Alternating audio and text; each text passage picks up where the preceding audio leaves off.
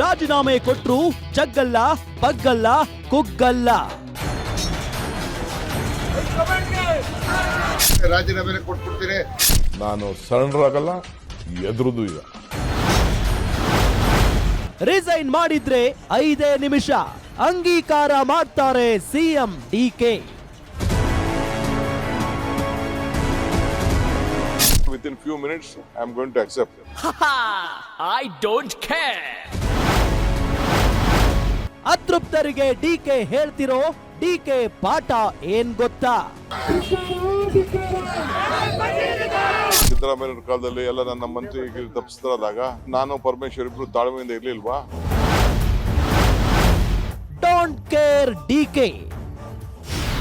ವೀಕ್ಷಿಸಿ guarantee special ಬೆಳಗ್ಗೆ 9:30ಕ್ಕೆ.